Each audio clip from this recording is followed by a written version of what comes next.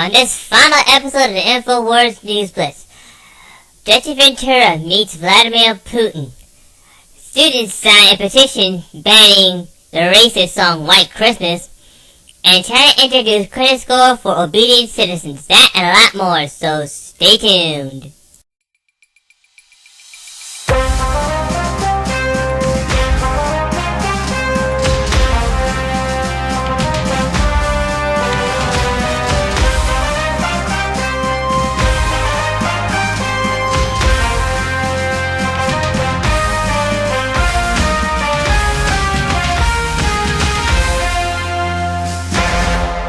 For the week of, or should I say the final week of, December 28th, 2015. This is the first article of the day here, and it is an article written by, Infowars.com. The title is called, Vladimir Putin personally thanks Jesse Ventura during Moscow visit. Former governor to join the Alex Jones show Monday to discuss encounter with Putin. And it says, on Friday afternoon, former governor Jesse Ventura contacted Alex Jones to provide him with some informative news. Ventura has recently traveled to Russia to take part in several panels that consist of the former CIA officials and other prominent figures. During his visit, Ventura also attended a press dinner hosted by Russian President Vladimir Putin. While at the reception, Ventura, who'd never been to the country previously, said he was shocked how much the region was progressing towards freedom, not just in the free market, but in basic human rights, and how the United States has been leading in the wrong direction. The article goes on to say that Ventura declined to review further details of the meeting, saying that he would tell Alex Jones listeners Monday on the Alex Jones show. Putin's comments on other political figures, such as the presidential frontrunner Donald Trump, have made headlines recently as well. He says he wants to move to another closer level of relations. Can we not welcome that? Of course we welcome that, the Russian president said regarding Trump, referring to the business mogul as bright and talented. Folks, and I'm just going to be straight with you, he said a lot of that stuff, but here's a clip of Jesse Ventura speaking about Putin.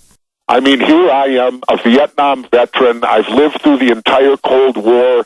I've looked at these people with fear my whole life because I've been brainwashed to do so. And I get over there and I find out, guess what? They're just like we are. They really and truly are the people. When I traveled there, I left here at night and traveled and got there at night. I'm driving to the hotel and I'm looking outside, and Minnesota is a very festive Christmas state when it comes to putting out lights and all the paraphernalia that goes along with the celebration of Christmas. Minnesota looked like pikers compared to Moscow. My wife and I had never seen so many decorations honoring and enjoying the festive holiday as we did driving at night in Moscow. I actually thought for a moment they took me up. They did circles up there for 10 to 12 hours and then landed me back in Minneapolis, because you know what the next thing I saw over there was? No. McDonald's and Kentucky Fried Chicken. And I truly thought, am I still in Minneapolis? But then, of course, it went on and we went to the thing and Putin was there. Putin got up and gave a speech that was outstanding, and I have to back him up on it. He said that they would never interfere with our opinions on the show. He would never interfere in any of our creativity of we, the talent, could bring to Russian television America. And I have to tell you, I've been on there for 1 year now, and what he spoke was the truth, because they have never interfered one bit in anything I've talked about, any subject that I deem to give my opinion on. I know I've not been censored. I know I've not been censored when I've come on your show, but that sounds so surreal that you take off in the middle of winter wonderland, you land back in the middle of Winter Wonderland. And you also talked about Putin coming over and talking to you. I want you to repeat that for folks. And then also talk about some of the other panels that you were part of, and your description of me that Russia's going in the right direction, it looks like, and we're going in the wrong direction. Yep. So. Oh, you want me to go? I thought we were going to break. No, I skipped right there. No. President Putin was sitting there, and after I was honored, when he got up to leave, he came up the aisle, and he expressly came over to me, and we shook hands and looked eye to eye, and he quietly leaned into me, and he just said very quietly, "Thank you, Governor," which I was astounded over. Because first of all, he gave me my title, which I rarely get anymore in the United States of America. You know, people don't refer to me as the governor anymore, but yet he did. And the big thing out of Putin was his speech to me. You know, the guy is a dynamic speaker. And then being around Russia, it appears to me that they are heading towards this newfound freedom that they've discovered since the communists have fallen. And they now refer to them as the communists. We were given a bus tour where we drove all over Moscow to go to RT, the studios, and it required about a 45-minute drive, and we had a person on board. All right, thank you. Basically, this is what this actually is. I mean, basically, Ventura, you heard what Ventura said. Russia's heading towards freedom, we're heading towards tyranny, and as Ventura says, we got one shackle on here, and then they're trying to reach for the leg to put the other shackles on, and by the time we realize that we've been shackled, people are gonna be like, we can't get these shackles off, and if all the other people that wanted us, that put them on, say, that's the idea, smuck. The fact that basically we are heading down this road clearly shows that basically we need to turn back right now. But we are fighting back, so we need to support those that are trying not to put the other shackles on us. Now, this next article here dovetails on the war on Christmas and on Christians as well. The article is titled Students Have Petition to Ban Racist Song White Christmas. White supremacy is everywhere. What? Really? Seriously, they're gonna do this? And you can see the video here.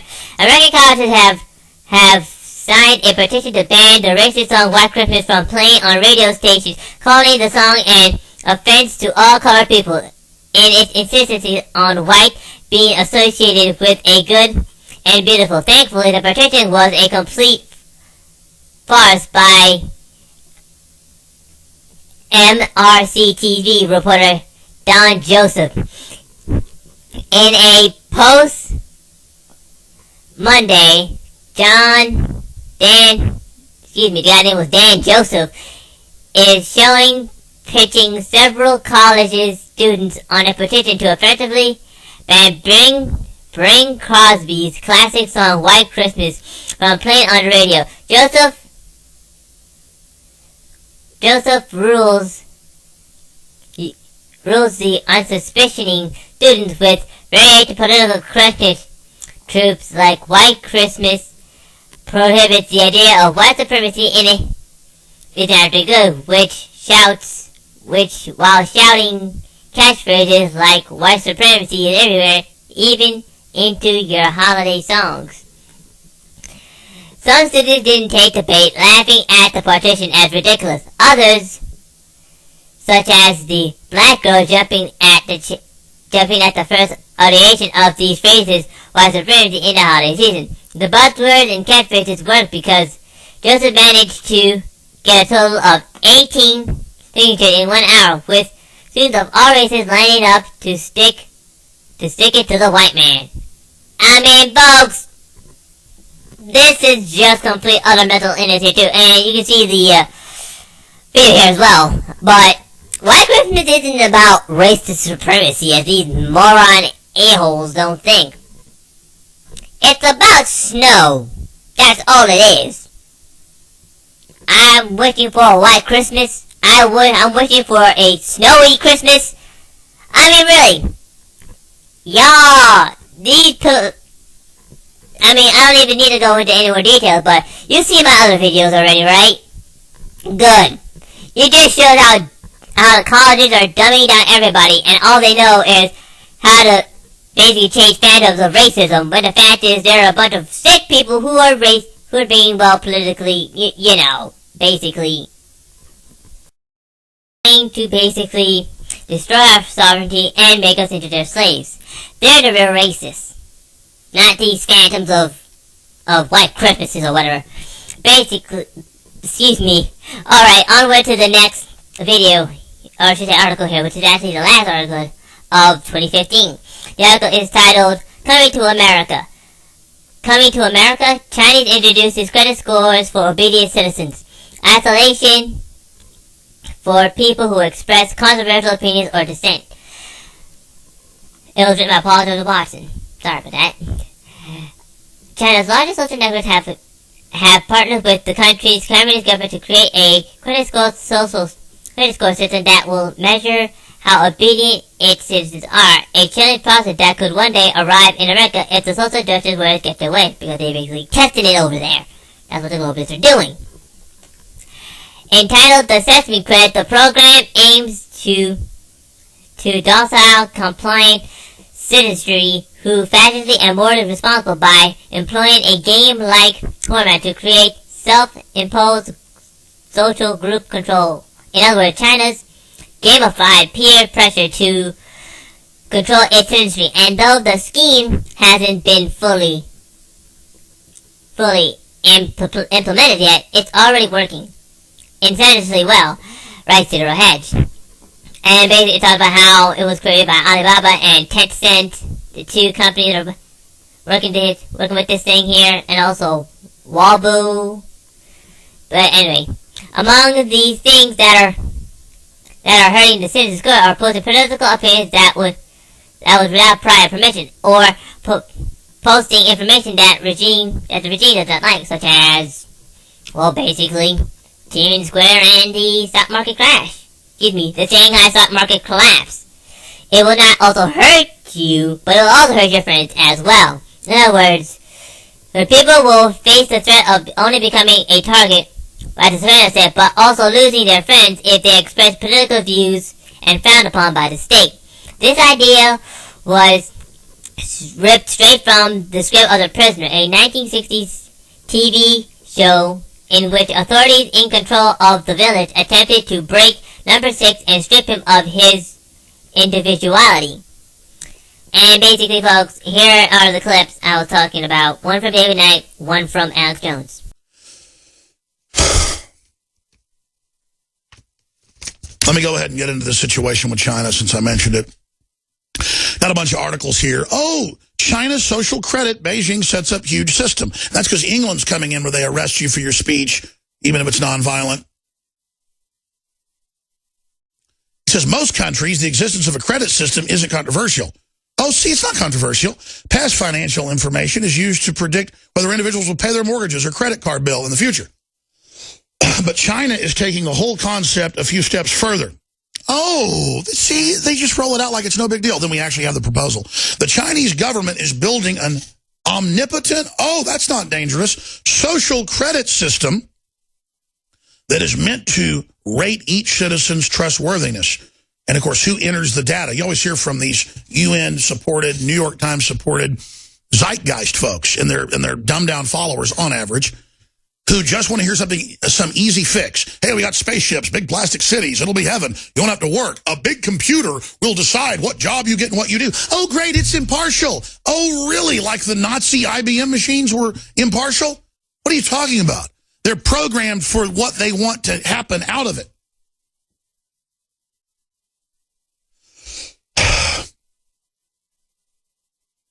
Within the next 4 years, China will enroll the entire country, companies, infrastructure, everything by law fed in to their NSA-style systems. Minor traffic violations. Friends of yours that don't have good social rating.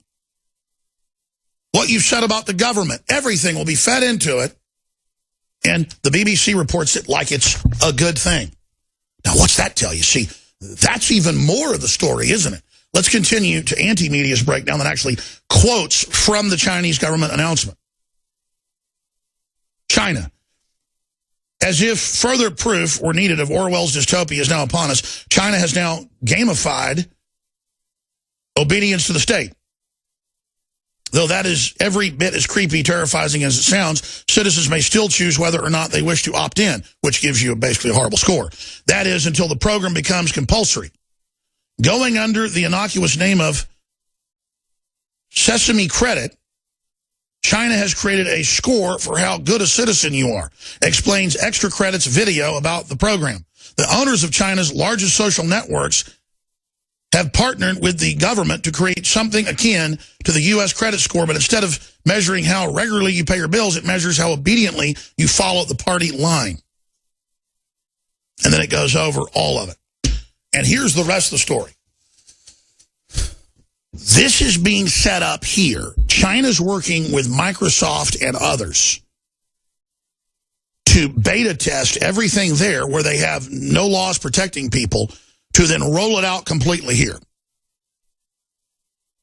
And that's why you look at SOPA, CISPA, and all these other acts, cybersecurity garbage, it meshes with this.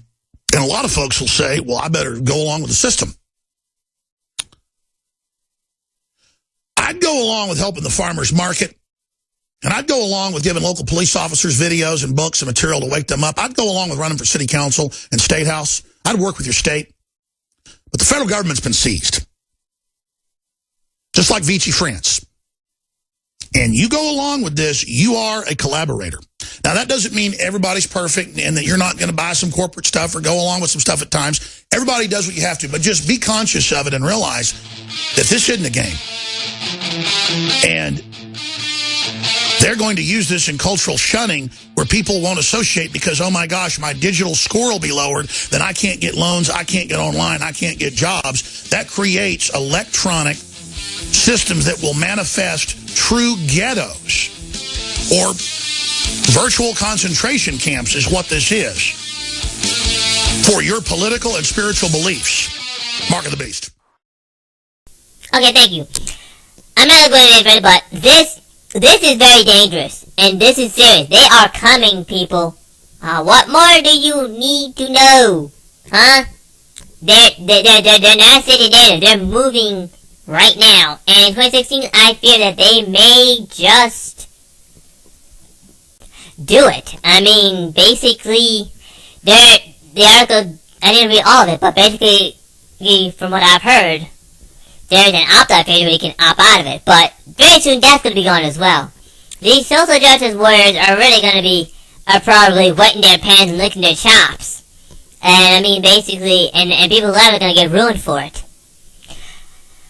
Alright, that's the end. And that's the end of this episode, and also this video. And pretty much the end of the video, which means it's the last video I will be making in 2015. Don't worry, it is 2016, I'll make another one, but it's the end of the year, and basically with all this stuff happening, I suggest people stand up for their rights. They are coming for us in 2016, and we're gonna need all the help we can get. Alex needs your prayers, and mostly I need your prayers in case things get, uppity. Basically, to be honest with you folks, this is very scary, and people don't want to fight this thing. You go along with this, you will die. This is what got us in this position. We just put our head in the sand, and you're wondering why we're in this position. You put your head in the sand, and now these groups are going to come out in full force, and they have to do everything they can to us. We have to stand up and fight this. I mean, we all not long for this world, but we have to fight this. This is the Infowars News Blitz.